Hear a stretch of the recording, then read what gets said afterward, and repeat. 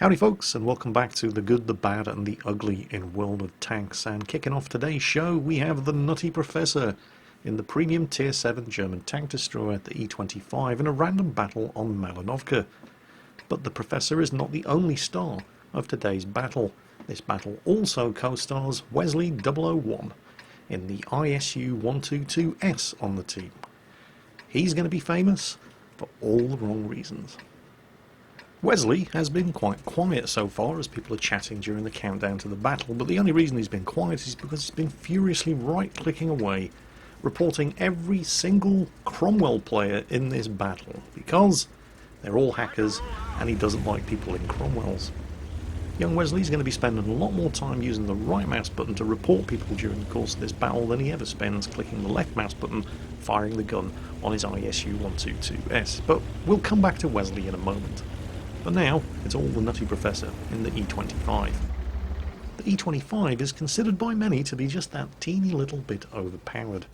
It's ridiculously fast, ridiculously stealthy, an incredibly small target, highly manoeuvrable, and it's got a blistering rate of fire on that 75mm gun, which, well, technically is the same gun that you get on the Stug at Tier 5. They both use the Pak-42 75mm L70 anti-tank gun. They have the same 135 average damage, they have the same 150mm of penetration, but where they are very, very different, as you can quite clearly see here, is the rate of fire. The Stug with this gun gets just over 13 rounds per minute. The E-25, and this is before you fit a gun rammer, gets 20 rounds per minute. So while the Nutty Professor is using this insane damage per minute output to carve up the tanks on the enemy team, if you have a look at the map, you'll see that our friend in the ISU-122S has made it to the spot where he's pretty much going to camp for the rest of the game and exercise his right mouse button, reporting all and sundry. Now, the Nutty Professor does have 6th Sense on his commander here, but he thought he may have been spotted when he took that shot, and he didn't stick around waiting for 6th Sense to go off. Instead, he just diverted, just in case, to be on the safe side. 6th Sense did not go off, he wasn't spotted, so it's reasonably safe for him to resume his firing position. Now, have a look at the map and you'll notice that while he's taking more pot shots, or attempting to take more pot shots at these enemy tanks on the ridge at the top of the hill, there's a Crusader Tier 5 British light tank on his team. He's just very, very cautiously skirting his way around the low ground at the far end of the field, between where the two bases would be if this was a random battle, not in counter mode, here on Malinovka. Presumably, he's trying to flush out the enemy artillery. Now, he's being slow and cautious about it, which is understandable. He's a Tier 5 light tank in a Tier 7 battle, but he has made it all the way over there, hasn't found any artillery yet, and more importantly, he hasn't been spotted, and he hasn't been shot at. And it's at this point where our little friend Wesley in the ISU-122S is going to start telling the Crusader what to do and how to do it. He's been pinging the Crusader's position in order to get his attention, and now he tells him, stay put and spot. Spot what? There's nothing there. I mean, if he hasn't spotted anything, what's the point in staying where he is? Because there's nothing there for him to see.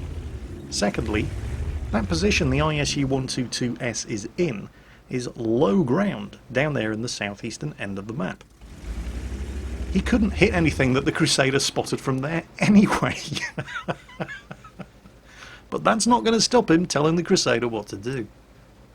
And then presumably he gets a little bored of trying to tell the Crusader what to do and how to do it, so he goes back to his favourite pastime of reporting all the Cromwells once again. But hey, let's not be too quick to rush to judgment. Everybody's entitled to have a hobby, and it seems pretty clear at this point that his is reporting people in World of Tanks and not actually playing World of Tanks. Still, you can't help but feel that as a top-tier tank destroyer with a ridiculous rate of fire and a very powerful gun, perhaps if he'd spent a little bit more time using the left mouse button rather than the right mouse button, the team wouldn't be losing quite as badly as it currently is. You know, a little bit like the Nutty Professor here in the E-25. He's not this. The DPM in this machine is just ridiculous. Well, he's pulled one back, but there's only 4 of them left alive. Although, to all intents and purposes, there may as well just be 3 of them left alive, because that ISU is about as much use as tits on a fish. Nutty Professor, on the other hand, well, he's definitely going to earn his money in this match. Enemy Stug, first shot, blows his tracks off. Second shot misses, flicks the tank to the side, bounces the next shot, finishes off the Stug. Next, AT2. All of this done without any help whatsoever from that ISU-122S at the bottom of the hill, I hasten to point out. Oh, but Jingles, he couldn't fire through that rock at the bottom of the hill. Well, then move. He's in a tank, he's not in a fortress. Tanks move, that's how you can tell the difference. AT2 manages to score a hit, but it looks like the tracks eat it. Scrambles to get around him. No assistance whatsoever from our little friend, who appears to have found himself a T-29 at the bottom of the hill to play with, and you'll notice that he's on full health over there. Nutty Professor takes a hit from the M4 Sherman on the enemy team, but finishes off the AT2. And he's heading off, because this is the direction from which the Sherman shot came, but then he thinks, screw it. He doesn't deserve it, but we're going to help out the ISU-122S. Positions himself behind the wreck of the Cromwell and starts opening up. Now the T-29, well, he's kind of caught between a rock and a hard place here. He's continuing to fire at the ISU-122S. Now you'll note that the last time we saw him, he was on full health, and the T-29 has scored a couple of hits before the Nutty Professor finishes him off. There we go. Sherman's been shooting at him as well. That has upset him. It's upset him a lot, because rather than turning around and attempting to get shots at the Sherman, he is now reporting the T-29. There it is. T-29 reported, because he spotted me and shot at me.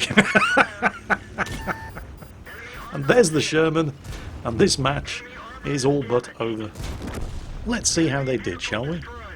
Surprisingly, it's only a first-class mastery badge for the Nutty Professor, which gives you some indication of just how ridiculously well people are doing in their E25s, if that performance was only worthy of a first-class badge. It is, of course, a top gun and a high caliber. The Nutty Professor did 3,673 damage in that match to go with his 7 kills. How about Wesley in the ISU? Who, let us not forget, is also a premium top-tier tank destroyer in that match, with a gun that has 390 average damage. And yeah, 5 shots fired, 1 hit, 274 damage. There were tier 4 machines in that match that did more damage than Wesley. Wesley, I'm only making suggestions here, but if you spend a little bit more time clicking the left mouse button and a whole lot less time clicking the right mouse button, you might find that you fail your way to tier 10 just that little bit faster. Next up, we have Powen259. He's in the M4 Sherman with the 105mm howitzer, tier 5 American medium tank, in a tier 7 random battle on El Haluf. I feel morally obliged to warn you, because I do care, that if you value your intelligence, you should consider skipping this particular replay, because the sheer amount of stupid that you are about to see may cause permanent and irrevocable damage to your brain cells. For everybody who values their intelligence, I'll see you in the next replay. For everybody else, don't say you weren't warned. We're going to skip ahead a few seconds to when things start to get interesting. So, you're a tier 5 medium tank armed with a howitzer in a tier 7 battle on El Haluf in encounter mode. And at least one enemy tank, well, exactly one enemy tank, has already made it down there into the cap circle. So, what's an M4 Sherman to do? Well, we could reset the cap. Bingo. Nice shot. Very nice shot for this howitzer. You'll see that he's got some high explosive anti-tank ammunition loaded, but there's absolutely no reason to load it to fire at a light tank. So he's got the high explosive, and somebody on the team at least was yelling at him, M4, get down there. So he thought, oh, they must be talking to me, and off he goes. Now, don't forget, in encounter, the enemy team cannot continue capping if somebody on your team is in the cap circle.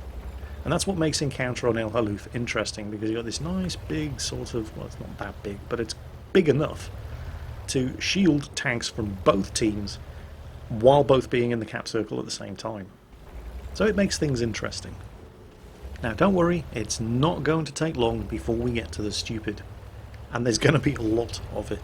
So he's jockeying for position, and ooh, that's not good. There's an E25 behind him, doesn't quite have shots at him yet, but maybe we should do something about this AMX. Oh, that's not good either. No, wait, no, we can pop out and shoot the AMX. Actually, no, we can't. There's a VK on the hilltop, but his gun's not pointing in this direction.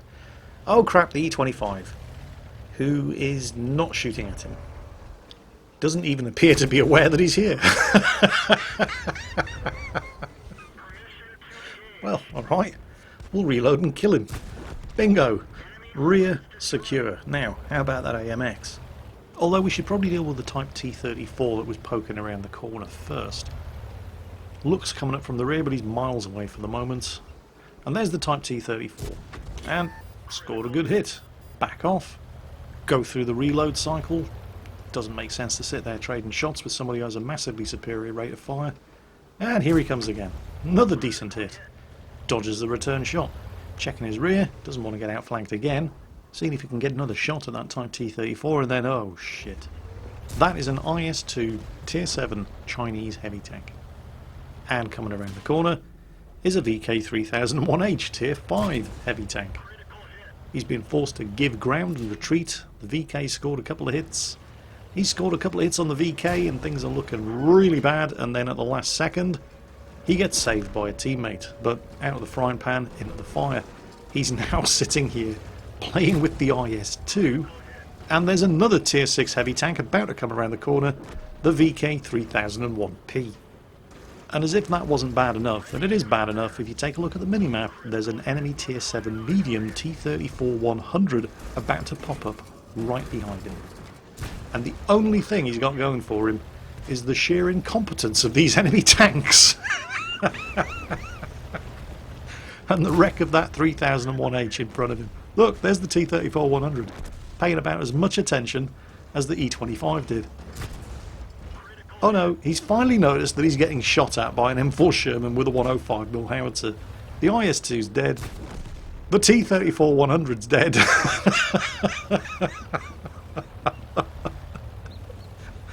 Okay. Have you ever seen anything as monumentally stupid as this? There's the 3001P. Okay, he does have other problems at the moment, but wow. Powen, how are you still alive? Let's just count the tanks. There was an AMX-12T, there was an IS-2, a VK3001H, a VK3001P, an E-25, and a T-34-100. 3 of those were Tier 7s. And somehow he didn't die. Can I have you on my team? Oh, or if I can't have you on my team, Powen, can I have those guys on the enemy team every time I play World of Tanks, please? Our final battle for the day is the kind of game that I don't really show too often. And I don't really show them too often because while there's certainly no lack of skill involved in what you're about to see Lord Ranos here accomplish, they're generally not too interesting to watch, but this one was highly amusing. What you're going to see here is a textbook example of effective coordination between a scout, and it doesn't have to be a light tank. I've seen people in medium tanks do this just as well. But a scout in the right place at the right time, coordinating effectively, which doesn't happen too often, with a bunch of tank destroyers that are on with some seriously big guns. Unsurprisingly, you're going to see it happen on Prokhorovka, because, let's face it, if you're trying to get one of these light tank spotting damage missions done, you sit there, you cross your fingers, you press the random battle button, and you pray you get Prokhorovka. And you pray to get Prokhorovka for exactly the reasons that you're going to see in this replay. Now, unfortunately for Lord Ranos, he has started on the southern spawn, and the advantage here on Prokhorovka tends to go to light tanks, or scouts, if we're going to be specific, that start from the northern spawn, because it's easier for them to get to that vital spotting bush. And Ranos is going for it, but, oh, enemy WZ-132, so he breaks off and falls back, but the tank destroyers in his team have been paying attention, and that is one very, very unfortunate WZ-132 who got two-shotted by the tank destroyers on Ranos' team. Now this is the bush that the scout tanks camp in if they start from the southern spawn. So if you're on the northern spawn, and like this E100, you can't figure out how you've been spotted already, put some shots into these bushes. Not just this bush, those bushes in front as well. That's another favourite position. And Ranos is moving up to the second bush.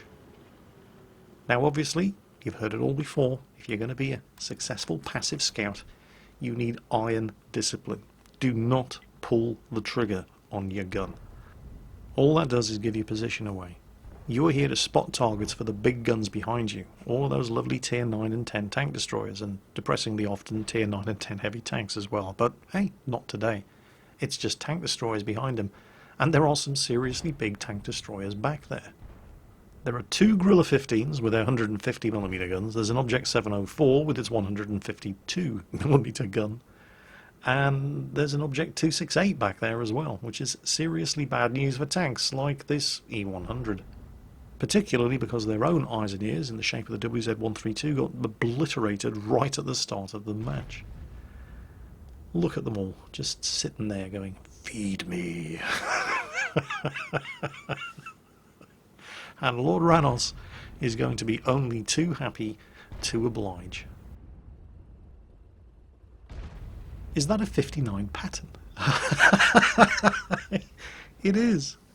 I mean, that isn't, that's the E100, but there's a 59 pattern up there. Look, it's just getting obliterated. Why would a medium tank be on? Oh, I don't know. Particularly a tier 8 medium tank. Yeah.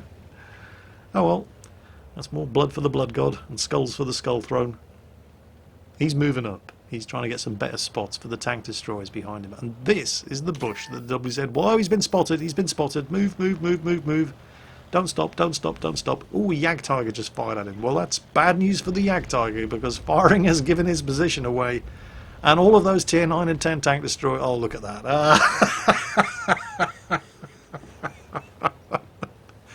And back up to the bush. This is the bush that the WZ-132 was attempting to head for before he got spotted and annihilated right at the start of the match. You can see this bush does give a commanding view of most of the battlefield, particularly this side of the map. And also, nice field of vision, particularly if you have cabinet and binoculars, of the centre of the map as well. This is why the light tanks love to camp in. Oh, he's been spotted again. Not good, not good, not good. Move, move, move, move, move, move, move. Oh, and... Come on, guys. There we go. That's the spirit. Now, this is active scouting. This is drawing fire by driving around at high speed and seeing who takes shots at you. But let's not get too carried away, because that is a Death Star, right? 1750 average damage with its HESH shells, and you only have 1100 health. So we're going to keep the wreck of this Yag Tiger solidly and firmly between us and that thing's 183mm gun, while still... Oh, he's dead. Well, that's a shame, isn't it? You'll notice that Lord Ranos hasn't even fired a shot yet. That's going to be important later on. Right, scouting the middle of the field. He's gone from passive scouting to active scouting. All kinds of targets lit up, all kinds of targets getting killed. The team have only lost one tank at this stage, and they've killed 2/3 of the enemy team. Where is... Oh, there he is.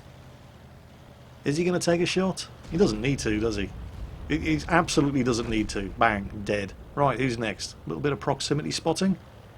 There we go. Enemy targets on the other side of the ridge. Guerrilla 15 dead. There are only 3 enemy tanks left. There are only 2 enemy tanks left. That is the first shot he has fired this entire game. And that's the only damage, direct damage, that Lord Ranos is going to do in this entire game as he charges the remaining 2 enemy tanks. 1 dead, only 1 left.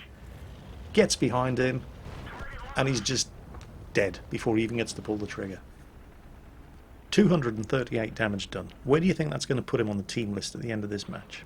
It's a tier 10 game after all. Well, 238 damage in a tier 10 match is worth a mark of mastery in the old Black Bulldog, as well as a first class mastery badge and the spotter medal. 97,000 credits earned, 1,300 experience. Where did he finish on the team? Yeah, he finished top, of course, didn't he? By far. And he finished top because of all the damage done by those tank destroyers that he was spotting for. Don't forget, if you spot targets that your team shoots up, you earn 50% of the experience and credits that they get for doing the direct damage to those targets. And those tank destroyers did over 11,000 damage to targets that he was lighting up in that match on Prokhorovka. I'm just going to leave the final word in this particular battle and this episode of The Good, the Bad and the Ugly to the FV4005 Tier 10 British tank destroyer on Lord Ranos's team, who was not taking part in the slaughter of the enemy tanks on the western side of Prokhorovka there that Lord Ranos was spotting. After delivering a comprehensive spanking to the enemy team and beating them 15-1 in the space of just over 5 minutes, he had this little gem that he dropped into chat at the end of the battle. GG, it was close.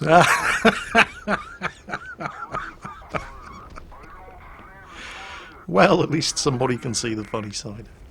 Anyway, that's it for this episode of The Good, the Bad and the Ugly. I hope you've enjoyed it. I hope you have a great weekend, and as always, take care, and I'll catch you next time.